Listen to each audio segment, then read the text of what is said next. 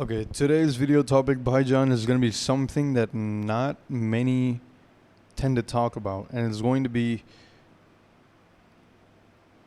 the way my mind, and maybe yours as well, if you're anything like me, has thought about relationships and romance and all these things, women, I guess you could say as well, as I've grown up through the years. And the reason I think this video is important to make, is because I think first it creates a lot of understanding and a lot of relatability, knowing that you're not the only one that's crazy enough to maybe think this.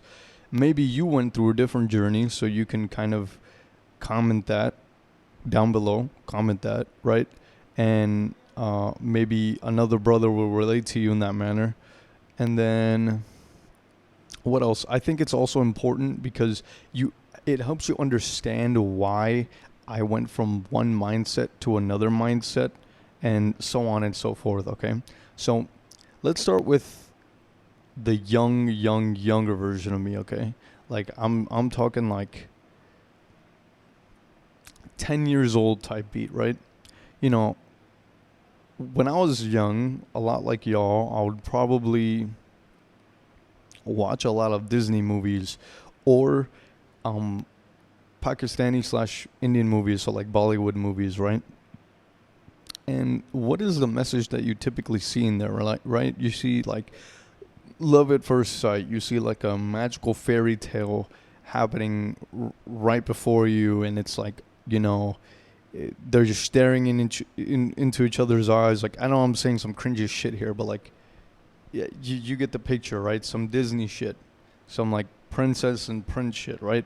So as a kid, your mindset is like, oh wow, if I find a woman, bro, I'm gonna treat her so nice. I'm gonna treat her so well, things like that. Or maybe you're just like, you're just looking to find someone who will love you unconditionally, and that's. I don't want to say that's because that's like a naive way of thinking necessarily, because I still haven't developed what I would say are my beliefs around that completely yet. I'm still like trying to see what belief serves me and what doesn't. But objectively, at that point in life, I did not know as much as I do now. So in some sense, I could say it was just somewhat of a fantasy that most of us create within our minds, right? And that might seem like a bit of an insult, but that's just kind of the way I saw it after I went through this. So that's the first mindset I had, which I'll call like the fairy tale fantasy mindset, right? Now, second mindset I had was kind of stemming off of that, and that was more so in middle school slash high school. I would say, yeah, most of high school. So most of middle school and high school, I had basically, I mean, it's pretty notorious now, known as a simp mindset, right? Very, very pedestalizing, and not just that though. Like, I want to go deeper into that. Like, I don't like when they say that shit because it doesn't really give you anything. What does it mean to do that? And I think it's the concept of having a crush, okay? Now, some people might just see it differently, but the way I see having a crush, it's like a big mistake. Here's why, okay? Because having a crush is a big mistake if you aren't honest about how you feel with that person and you haven't like told them. And so these feelings, they just build up and they build up and they build up and they build up. And it almost feels kind of great, but because you're like fantasizing and all these things, and now you're at an age where you're starting to sexualize things in your mind as well. So that's something, and it's just kind of, you start thinking about marriage and having kids with this person. But that, my problem with that becomes is, you typically, when people have crushes, the more time passes, the more they start to develop this fear of talking to this person because of the fantasy that they've created in their mind. if they know that this person won't like them after they talk to them, it's almost like it crushes that perfect fantasy that they have in their mind. Like, for example, right? Say I like a girl, right? And say I like watching anime. Now, even if this girl in real life does not like watching anime, in my mind, I'll be like, oh, what if we were to watch anime together, bro? What if we were to do this? What if we were to do that? Like, it's stemming off of my interests. Everything I like, she's doing because she's a part of my fantasy. Does that make sense? Right? And that doesn't necessarily need to be weird or sexual, or although it can be, I think. Uh, but yeah, and that's how it goes into being like. That's how it stems off into the third thing, right? So I would say that first stage was like when you're younger, you go through like the fairy tale fantasy stage. The second version of that is like the simp version, but it's a little bit more upgraded. Like you're starting to sexualize things now. Now the third stage is more of like you start to slowly become the fake nice guy kind of, because what you realize is like you as a guy have needs and you feel like they need to get met. So you'll try to fake anything. You'll try to fake being nice and shit like that to get what it is that you want. I can't personally recall going through this stage, but I remember going through it mentally. I never actually ever acted upon that in any way. Not that I can remember, at least. Yeah, and it's funny because people might say, well, you probably don't want to recall it because you didn't want to be that guy, but I've said a lot of worse shit on here, so I don't know about that, right? I don't think I was ever that kind of person, but I know that concept exists, and I know that I thought of it in my mind. I never really acted upon it. Like being a simp, I kind of acted upon it. Like you could see it in the way that I maybe talked, especially the way that I texted. Yeah, especially that. And then yeah, that's pretty much what all that stage is. That third stage is just like, okay, you're trying to be a nice guy and you're trying to be like a fake nice guy, get what you want, but and the reason you're fake is because like you almost feel as if you need to put up this facade so that you get what it is you really want. But then you start going into another phase, right? And that one is, I think a lot of us start becoming more hateful and resentful. Why is that? Because we realize the nice guy act is not cutting it. Because we start thinking, oh, this shit ain't working, bro. Like, we're doing everything we possibly can. We're being gentlemen. We're doing things that, why is the asshole getting all the chicks and things like that? You start thinking that way. So now you become this resentful, hateful incel, basically. And that doesn't end up well either, because now you then end up going to this other stage, which is the alpha male stage, shall I say, or sigma, whatever. You could stem both of those off of that one. Either you go alpha or either you go sigma, whatever matches your personality. I don't really like using that term, but like those terms, but most of you know what those mean. If you don't, I'll explain them in a second. But basically, you become so hateful and resentful that you indulge in content that kind of shames women, okay, and kind of puts them at shame. Like you'll see like some guy breaking up with some girl and because she did something, and you'll be like, damn, that guy's a Chad. This girl's a hoe, bro. Look at her, bro. She's a hoe, bro. Oh, like she's for the streets, 304. And maybe some of that stuff, I don't know, to them could be true. I don't know, but like I remember being in this stage vividly, okay, because it was like a year or two ago, I would say, quite recent. And then I realized, wait, the problem with this stage, and most men actually, I think, would get stuck in this stage because they have a need to be the alpha or the sigma or whatever it is, because they're like, look, clearly what I'm doing is not working, and what these guys are doing is working. So if I imitate what they're doing, then I'll have what they have, which is the girls that they want, that they've been trying to chase. But then you slowly start to peel back on the red pill after your mental health starts getting better through meditation and all that, which is what happened to me.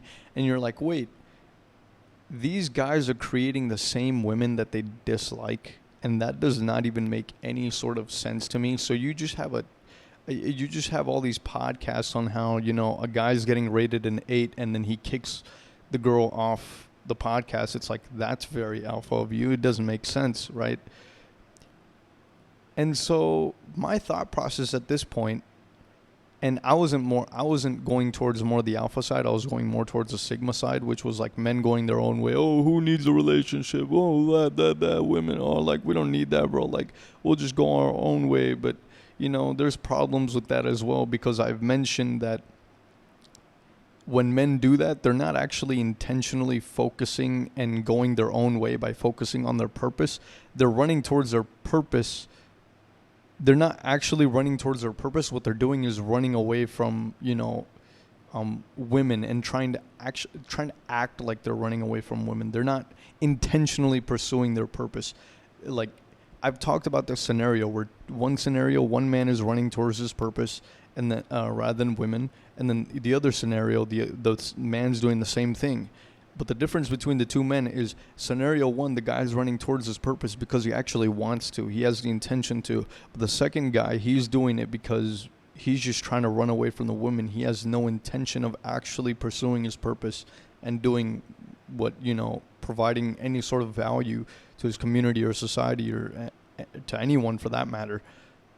So it's just, after I caught on to that, it kind of brought me to a new stage of thinking, which is what a lot of men like yourself might be getting into or starting to realize. And that's more of like the family stage. Okay, you start thinking about more of like having a family and how things can be bigger than just yourself. And you start to let go of trying to be a character in the alpha male or in the sigma male category, because maybe you realize that the sigma male is like, you get lonely as shit. Alpha, you realize, this is not me, bro. Like, I'm trying to play a character to play a game. You're basically playing a game when you're in the red pill, in my personal opinion. You could disagree with me, and that's fine, but I think you're playing a game because you're trying to act like someone you're not, that you necessarily aren't. And even if that's not the case, why should you go just recklessly having fun with women? Like, why is that the case? Even if they're the ones who want to, like, because I know someone will be like, oh, well, she wanted it, bro, she wanted it. Trust me, I've been in that scenario too, but I backed out of it. Because why?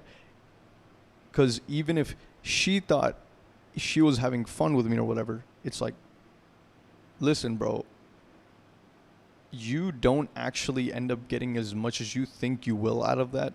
Because of all the porn addiction and all that thing that has messed up your brain, you think it's going to feel as good when you're in person. You think it's going to like be some jaw-dropping shit, but it really isn't.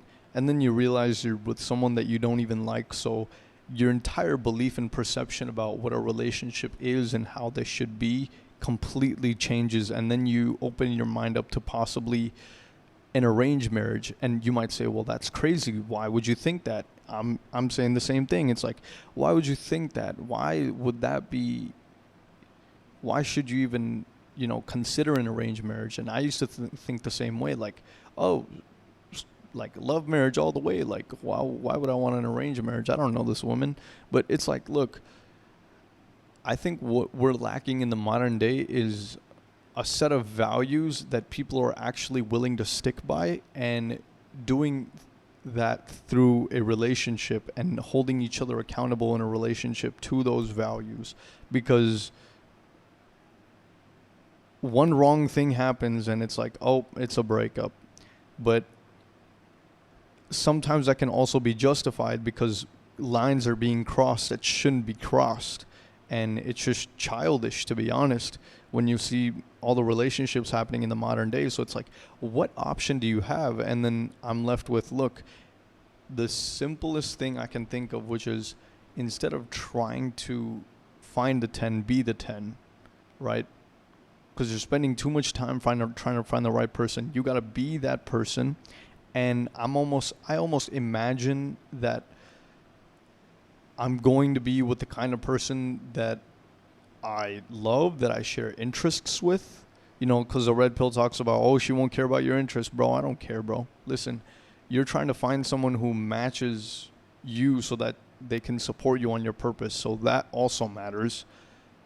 But what I think matters the most are the values that they hold. Like, you look at these third world countries, bro, and you'll realize that marriage here is a lot more solid with a lot less divorce rates than there are in the US. And I think that's because of religion.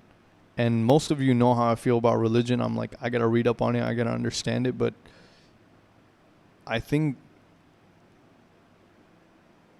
it ties people together because their fundamentals of what their values are both the same, right? So it's a lot easier to be in a relationship, whereas in the US it's like, or anywhere like Western, right? It's kind of like when you drop all those values, you're basically trying to recreate all those values in some way.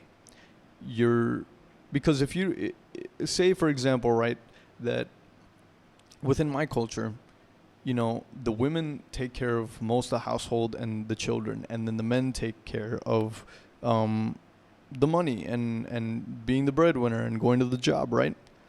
Within Western societies, if they're destroying that, well, that's fine. Okay, cool. Like, you want to be equal and stuff, and you want all that, you know, that's fine. Even though even here we view everyone as equal, they just have their roles to play. But, you know, in Western societies, you can destroy that concept, but what they don't realize is you have to create a whole different concept around that. And most relationships won't go into putting in the effort to make that whole, like, terms and service, you know. It's kind of like a business in some manner. Like, having religious values or values in general that are matching. The reason I say religious is because they're like pre-written, and if like at least in Islam, you know, it's going to be pretty much the same. Like, if I meet a woman who's Islamic, she's going to have very similar values to me, right? Because, you know, Islam has its values. But it's kind of like partnerships in a business, right? When you do a partnership, you have all these terms, and they all have to be defined so that when you read the fine print, you're like, okay, I can agree on this. Now we partner, you know. But what you're doing when you're living in a Western society, and what they're doing is essentially destroying all that, and you have to recreate the entire terms and service of the partnership completely on what roles each person is going to take, what's specifically going to happen, or else the relationship will just crumble and fail, because you're always going to be having arguments about this left and right, who should do what, and then it's just like one might be taking advantage of the other and things like that. It's just like there then becomes a lack of like equity within the relationship of like how much effort each person's putting in. So that's why I'm saying my mindset has completely and utterly shifted. I'm fine with you know, if I find someone I love, fair enough, marry them. If I have to go to the arranged marriage route,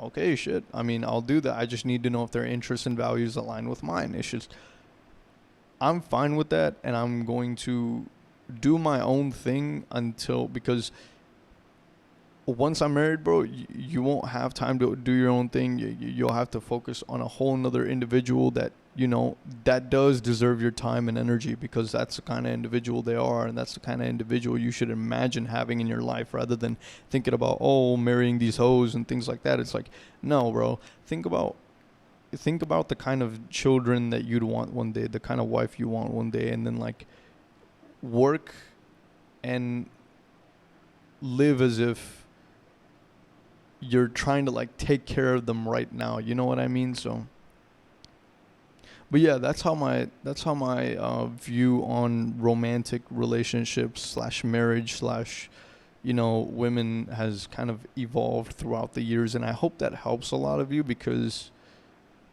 I know a lot of you struggle within that, like, um, secretly struggle within that category and things like that. And, you're probably going to get made fun of or something like that if you talk about it. But I give zero shits and I talk about things forthrightly and honestly. And, if people got something to say, well, they can say it to my face type shit. So it's just, it is what it is. But yeah, I hope that helps a lot of you, man, because it isn't easy trying to find your way out of this thing and free your mind of it, because it feels like it's always like something that's just on your mind constantly 24/7. It's just women, relationships, love, all this stuff. And it's just like, it's kind of agonizing, to be honest, sometimes, because you're just like, I don't want to think about this all the time. I just want to do what it is that I want to do with my life. So yeah, that's pretty much all I got for y'all. Peace. Take it easy. Let me know if this helped you in the comments, all right? Let me know.